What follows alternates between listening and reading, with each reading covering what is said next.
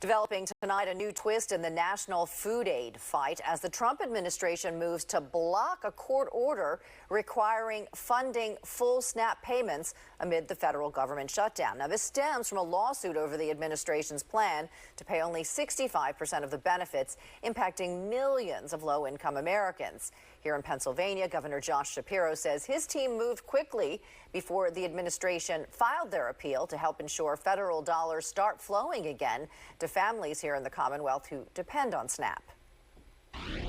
They immediately processed the batches of Pennsylvanians who were owed money on SNAP through our vendor that sends those federal dollars out and started to get that money flowing again.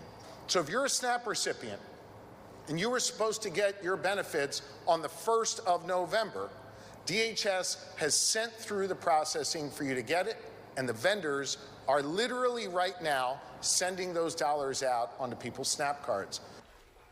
The governor says despite the national uncertainty, his administration wants to make sure no one in Pennsylvania goes hungry.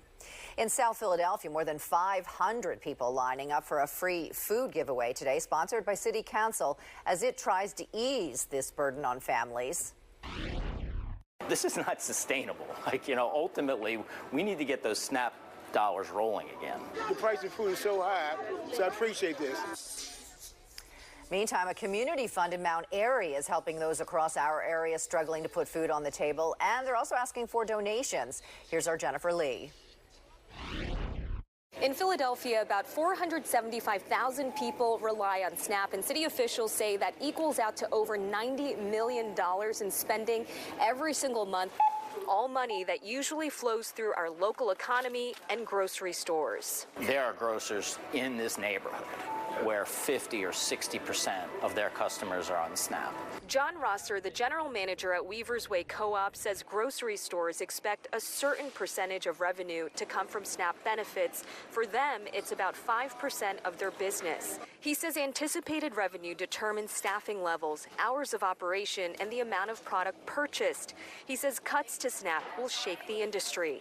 The downstream effect of that is grocers have to order less product. Maybe they have to curtail hours. Maybe they have to lay off staff.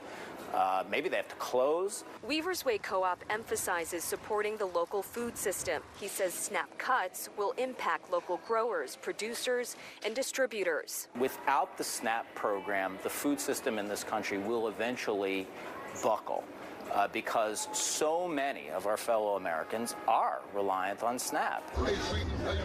Over in Grace Ferry, Philadelphia City Council President Kenyatta Johnson held a free food giveaway in partnership with food sponsors. And I'm hungry, and I think everybody out here, we're all hungry.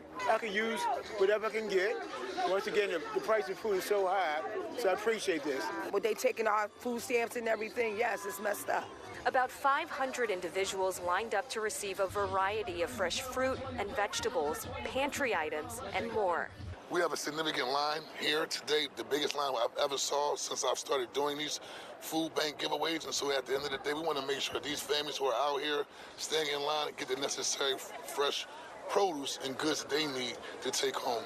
Back at Weaver's Way, co-op members have raised about $130,000 for a food fund to support those affected by the government shutdown. Rosser says about 300 members have signed up to receive a weekly grocery stipend. But this is not sustainable.